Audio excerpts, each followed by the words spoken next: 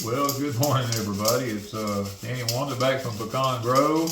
Well, the day has arrived where we finally got all the Danny corn off of the racks in the barn. Got it put in some 5-gallon buckets, and this is Saturday, what is the day?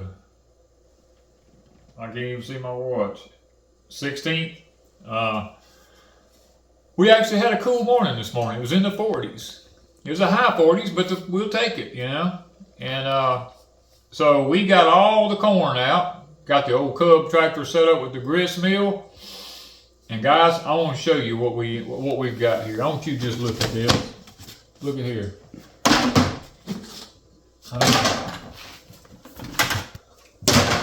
I mean, I don't know how in the world we ended up with. Uh-oh, somebody will snap one down. There we go. I mean, it just keeps going, you know? And it's amazing how quickly you learn. We actually set the meal up first thing this morning, me and Ms. Wanda. And before daylight. I mean, right at daylight. Right. I mean, you could just see good at daylight. Just see. And we got ahead, got everything set up. And I had put some marks on the adjustments on the mill last time we used it with a Mark-A-Lot and a permanent marker. And I went ahead and backed it off of it just a little bit before I ever started. And we always start with our chicken feed first so we can make sure we get everything tweaked just right with the chicken feed. And I ran about a 5-gallon bucket full of chicken feed through it and got that thing down to, where it was just pouring the cornmeal out. And I told Wanda, I said, I think I've got it perfect, you know. So we began to run, and the last time we run cornmeal like this, we was out there like 5 hours running cornmeal, you know. And we did 10. We did 10 buckets. This morning, we did 6 of ours. 7. Oh, I'm sorry, 7 of ours.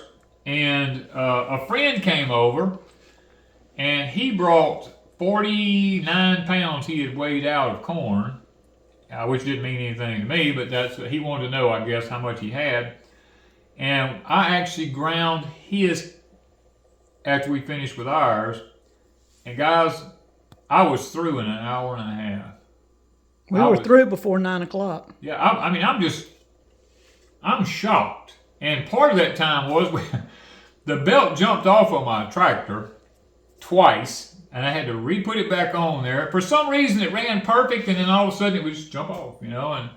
And I learned, when you're putting that corn into that grist mill, if you got too little of a corn, the belt will start running on a pulley. And when you get it just right, it runs completely perfect. So you got to stand right there with it, which what Mr. Chris was doing last time we did it.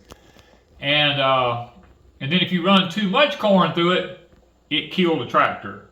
And when it killed the tractor one time, it started, we got it in too big of a bind and it started slipping, and I went down there and jumped on the tractor. Well, when I did, it rolled forward and it pulled the mill around sideways. Well, I had to stop everything we were doing, reposition the mill, reposition the tractors, and get it all back going again. But we did. And still finished before 9 o'clock. And still finished before 9 o'clock. So it just goes to prove the more you use something, the better you get at it, you know? I mean, we're sitting here looking at this morning. We actually ended up with a better, finer cornmeal this time than we did last time. Now, this has already been ran through the sifter. Here, look at that. Look on my hands. That's just... And ooh, that's gonna what Mr. Levis was telling me a while ago, he said if you can do this and it balls like that, he said they told him that's the best cornmeal they make. When it kind of... Okay, that's the new one on me. He didn't tell me that. He told me that, so I was like, so if you grab it in your hand like this and you can squeeze it, and it kind of... And it stays in its form, it's good. Yeah, okay. Not wet, but it holds its form. Yeah. Okay. I didn't know that. Mr. Levis is older than I am, so... just a little bit. Just a little bit, not just a few years. I mean, heck. But he knows a little more than I do about a lot of that, probably. And that's why it's good to get with the people, you know, that have, the older people that have, you know, done this kind of stuff before. They have that knowledge that that we don't all have. And when we're sharing the knowledge with each other, then we get better at what we're doing. Now, what I was going by was my nose, you know, because that's where the old phrase, you put your nose to the grindstone, come from. I was smelling of it, and I learned that if the corn gets to be too little of a corn in it, and there's not enough corn going through the grist mill, you can smell it like the stones begin to touch one another. And if you open the corn up and you get a little bit more corn going through it, where it holds the stones apart like you're supposed to be, you don't have that smell anymore. So once I figured all that out, I rock and roll with it then. I mean, we are really, really doing good. I mean, you can sit here, I mean, and I have too much corn in this, cornmeal in this, but guys, I'm sitting here, I'm telling you, I'm going to show you here in just a minute. We're ending up this time with a finer cornmeal and a whole lot more flour in it. That's what I'm excited about, is the fact that we've got a lot more flour in it. I can look at it falling right there and tell you, there's a lot of white instead of yellow in that. And I'm going to tell you what, it's amazing to me that, and out of this thing, I filled it up level to the top just then, which I probably shouldn't have, but that's all I got left over in the bottom of it right there. And most of this, if you look at it, is husks. So, now, let me find my other one here. I want to show y'all. Let's get this over here. This is our corn flour now. This is what we're going to be taking this right here, and we're going to be coming up here, and we're going to be making corn flour. I want you to look at that corn flour. Isn't that pretty? I put too much in this, I realize that now. I can't bump it as hard as I need to. But that makes the best cornbread right there. That is your cornbread, but you can use it like this with the grits in it. It's just a grittier cornbread. It's just got a little bit more grit to it in the cornbread. I mean, guys, this is just, I want you to look at that. So we're getting probably about half and half grits and cornmeal. We're pretty close. Well, I'll have to let my arm have a rest. My wrist is getting tired. But I had this almost full. Now that's what you call grits. That's what you call real grits right there. Now, if you're looking for what we're gonna call it, if you're looking for what they call creamy grits, you want to leave some of this in there. Then you need to leave some corn flour in it. If you're looking for real creamy grits, we're real grit people here. So I'm about 50-50. That's what you call pure grits right there.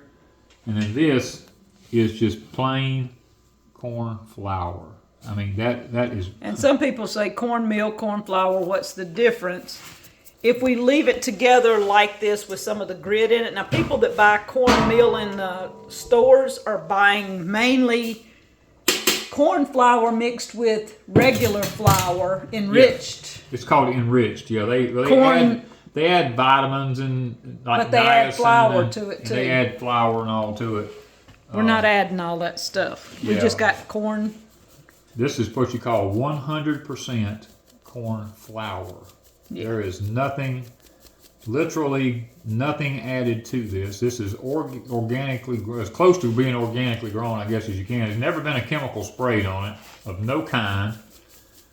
It was harvested by hand, shelled. Well, it was dried in your shop. Dried in my shop, hanging on racks, shelled by hand, and then ran through the grist mill. Well, you put it in the freezer for 2 weeks. Yes, we did put it in the freezer for 2 weeks because we wanted to get rid of any problems we might have with weevils or anything like that being in it. So we don't have to worry about that. And then I'll empty that, and you can come back. You see the flour that's on the bottom of this? If you tap the side of this, it falls through. It falls through. And then you have a clean sieve again. But we are going to be putting it up literally in several different ways. We're going to have just plain cornmeal. with corn flour still in it. Then we'll have cornmeal that's been sifted with no corn flour in it. And then we'll have just the corn flour because of my... and grits. And grits. Because of my gluten issues, we cook predominantly almost 100% now with corn flour. We do use a touch of oat flour occasionally, but most of it is done. Now you can make a cake. You can make cakes and cupcakes out of corn flour. Oh yeah, yeah. It just gives it a touch of a different taste, and if you get the grits out of it, it's not that gritty. It'll taste pretty good. Now you talking about something this Wanda made here a while back. I call them we call them a hoe cake. Mm-hmm. Some people call them a flapjack. They call it a lot of different things. But she takes the corn flour and makes them things out of it. A Johnny cake. Some people call them Johnny cakes. Johnny cake. But you take that corn flour right here. There's no grit to that whatsoever. That's just as fine. You mix it with an egg and some milk. Yeah. Touch of. I can. You can add a touch of sugar if you want to, or you can leave it out. Make it a thin batter. Pour it like you do. You make a pancake. Pancakes. And pour it in a skillet. And make you like a pancake. Yep. Cook it just like you would a pancake. And you can eat with syrup or whatever it's called, a Johnny cake or a hoe cake, or it's got many names. Yeah, it's got a lot of different corn names. Pancakes, basically, is what it is. You can do corn muffins. I mean, you can do all kinds of stuff. I made a cake with the corn flour before. I make gravy with it. So it can be used for multiple things. Yeah, I mean, this is... Your brown gravy the other day, how was it with the... Oh, the brown gravy was fine. It was perfectly fine. There was absolutely nothing wrong. So instead of using regular flour, I use corn flour to make gravy. Yeah, that was perfectly fine. What's coming out the bottom down there is almost white. It's not yellow like the other is. I mean, if I put them side by side, you could probably tell the difference. But you can see the differences. One's yellow and one's white. Yeah. We're going to be using some of our freeze dryer bags, as well as I have Mylar bags here, under here, regular Mylar. We're going to be using a variety of them. We're going to be using oxygen absorbers. We're going to be using moisture absorbers, just because I'm trying to be cautious with it. But I am putting corn flour in this smaller bag. The big bags of Mylar, I'm going to be putting a combination of corn flour and grits mixed. I'm not going to sift them out. And then I will put some grits in some of the smaller bags also. 3 hours later. It takes a long time to do 7 buckets, sitting there with a sifter like this. But you know what? It's well worth it. I'm down to 2 buckets. I got 2 buckets left here. And Miss Wanda's, she's been packaging this stuff up in Mylar bags up there with some oxygen absorbers and some moisture things and all that kind of stuff. And if you're interested in how she does all that, we actually have a video here a while back where she showed doing all that whenever we were doing it before. We just didn't want to reinvent the wheel this time. But it's just a slow process when you start. Yeah, shaking. now what we found out, sitting here doing this, is that we're ending up with twice as much corn flour. We get about a little over half as much as we get grits. Yeah, it's a little bit better than half, and which means that we had the meal set a little bit better this time than we did before. And what I'm shocked about now, this is where we're finding the difference at, is when we had 7 buckets to go through, and when I get through going through 7 buckets, what you're looking at here now, this is mostly just little pieces, giblets of corn and husks. A lot of that's just the husks off of it. And I've only got this is like a quarter of a bucket. Out of 5 so far. Out of 5 so far. Before, we had way more than that. We had almost a slam bucket full off of 7 or 8. Yeah, so we're doing a lot better this time about the waste on it. It turned out, I think, way better. I can't complain about that. So I'm gonna keep sitting here till I get these other 2 done. As long as my arm will hold out. I look like a dough baby. I got flour all over me, but I got to speed up. Miss Wanda done caught up with me, and she's sitting here waiting on me to sift all this out. We couldn't find. We have 2 of these, and mysteriously the other one has come up missing, where she don't have to do it. So I really believe that it's packaged up in stuff to be moved from Deep South Homestead over here, because this was the actual. This is the old timey one that we had here that they made. It was one of the older ones. This was the old Bromwell's, one of the old ones. And Ms. Wanda went and ordered a brand new one from them. And instead of having, this one has 2 wires in it, in here that turn around and around. The new one, I think, has 4. It does, and it doesn't do as good a job. It will not do as good a job. So I think she's got it purposely packed up somewhere. I do. Where I like the old one. She liked the old-fashioned one. And I can't say that I blame her, because... And the new one cost like, I don't remember. It was 70 or 80 bucks. Yeah, it was way up there. And this thing brand new probably cost $2. At the most, yeah. So... I mean, they're proud of them, and they don't work as well. Yeah, it is what it is, though. But nevertheless, we're going to finish it up here. And... we probably, if we don't lose any of this, and it all holds up, guys. I mean, I'm not even gonna plant any corn next year. Wanda and I, for the last, I don't know, probably 4 years now, we hadn't planted any sweet corn. And we planted some, just not had a whole lot of harvest. It's been about 3 years ago, maybe. It's been a while. We hadn't had anything that amounted to anything. Little ears about yay big around, you know. What I planted this year, deer got. Yeah, well, not the deer, the possums and coons. Yeah, somebody got it. They ate it up. And so what we're going to probably do this coming year is we're going to probably focus on some sweet corn instead of field corn, because we got grits and cornmeal and corn flour running out our ears right now. And there's no sense in, being ignorant about it when you can use the space. If this holds up and don't go bad on us for some reason, we won't have any need to plant anything like that next year. So we had an idea. I told Wanda, I said, we don't buy Christmas gifts like most people do, And I told her, I said, what we ought to do this year is, I asked her to go online and look if she could find some little cloth, linen type cloth bags, little small bags. I said, what we'll do this year for gifts for everybody is we'll just bag up cornmeal for everybody.